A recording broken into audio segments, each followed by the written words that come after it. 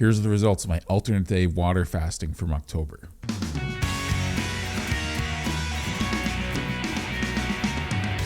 Hey, we're shaking bacon. My name is Bruno Panucci. I hope you're doing well. So you have to forgive me. It's been a while since I put a video out. I've done 2 moves since the last time I did a video. So my place wasn't ready till November 1st, so I had to stay at a friend's place. I was little orphan Bruno for about 2 weeks. It took a while, but I eventually got into my new place and unpacked, and I'm just settling in now. Now this is probably about 2.5 weeks into November, and I was very consistent with my way of eating in October. And the results are pretty cool. I even went for a bod pod near the end of October, I think October 31st or November 1st. We'll call that information up in a little bit. But I was surprised at the results I had. But more importantly, I had results that were really, really amazing from alternate day fasting. Now, every single day of the week, I had salt water. So I made sure to get enough potassium chloride as well as sodium, pink salt, in my diet so that I didn't deal with any electrolyte imbalances. And it really helped keep my energy up. Whenever I started to get tired, I could have some of that water and I'd notice a dramatic difference. So I've learned that alternate day fasting can make me a little on the weak side for a very little bit, maybe the first day while you're adjusting.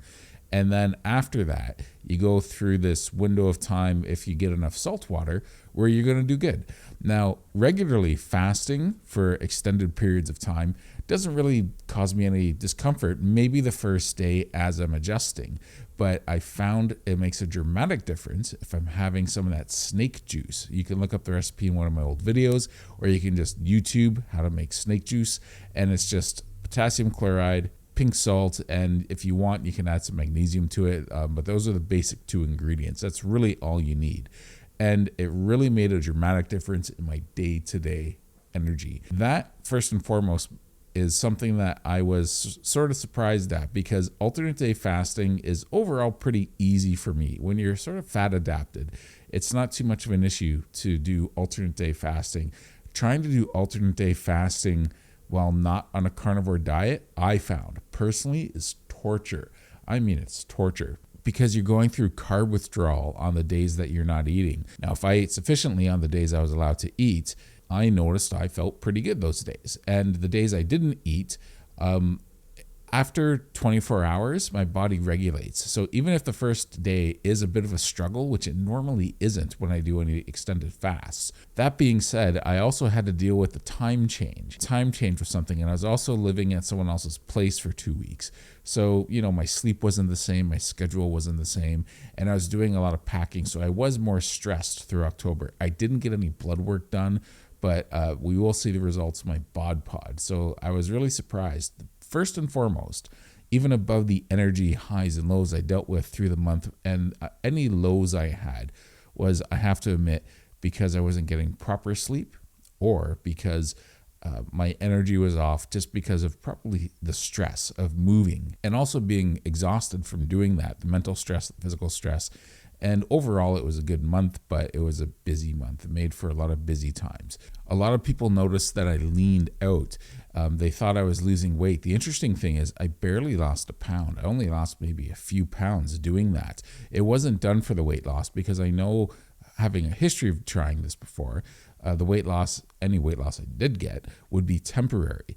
But I got down to, I think I got down to my lowest at about 301 or 2 pounds. Typically, I was bouncing between 304 and 308. The biggest thing I noticed was I de-bloated. It took about maybe 2 weeks. And then when I de-bloated, like, I lost easily a couple inches on my waist. My face leaned out a little bit more, and also like my neck, everything just leaned out a little bit more. I typically wasn't drinking a lot of water. I was drinking a comfortable amount of water. I was having maybe sometimes only about 1.5 liters a day. Sometimes I'd go up to 2.5 liters. I really tried to drink intuitively.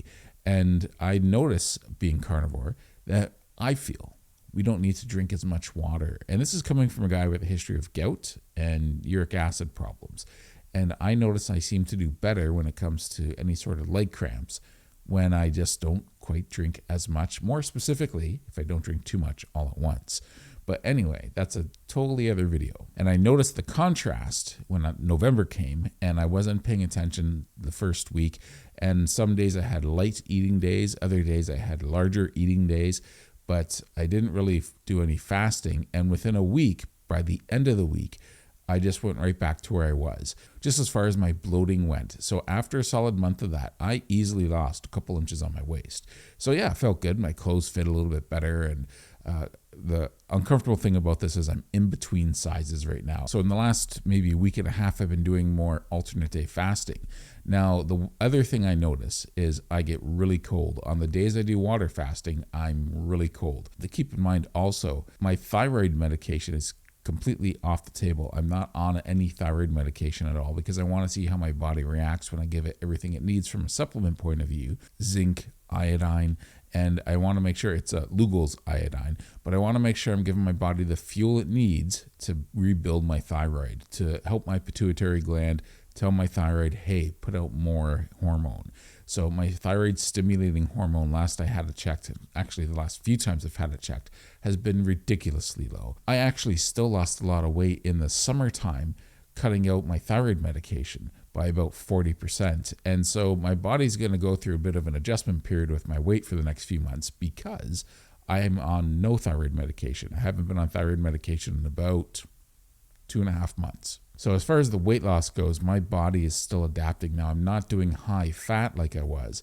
So I think the best combination is doing high fat because that also helps support the thyroid gland. And I know this from experience because I lost a lot of weight when I was doing high fat earlier in the year.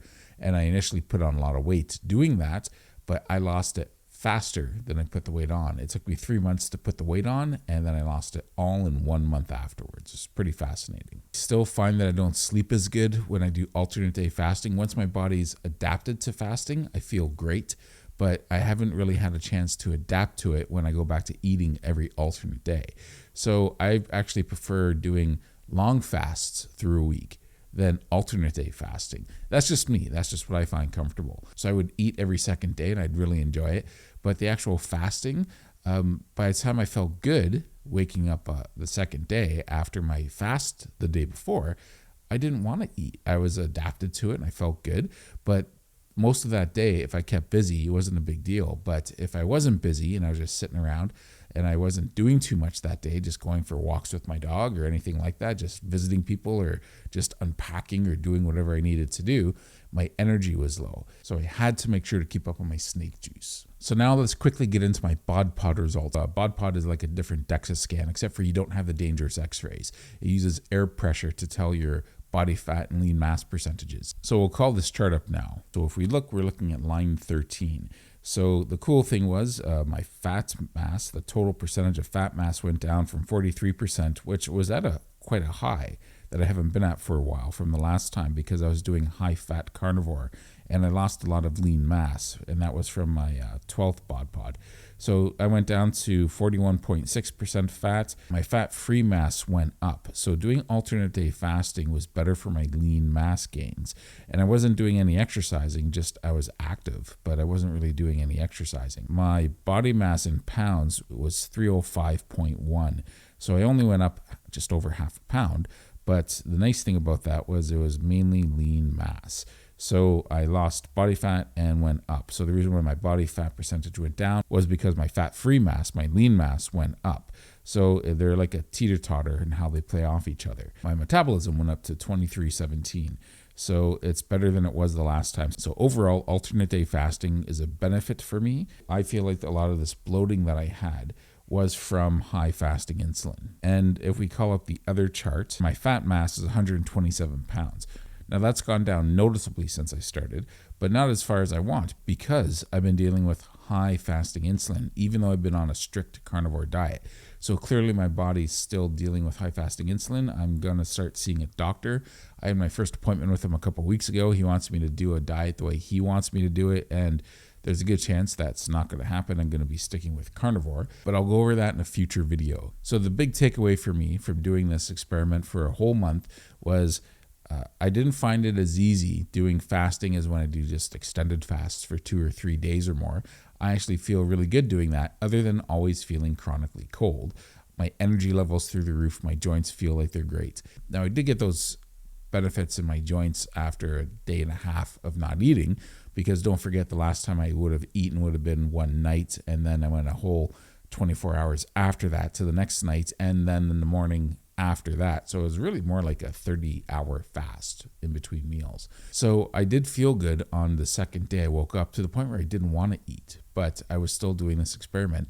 The benefits were more than anything, even though my energy suffered a little bit on those fasting days, my fasting insulin was dramatically better. How bad was the lack of energy I had from not eating?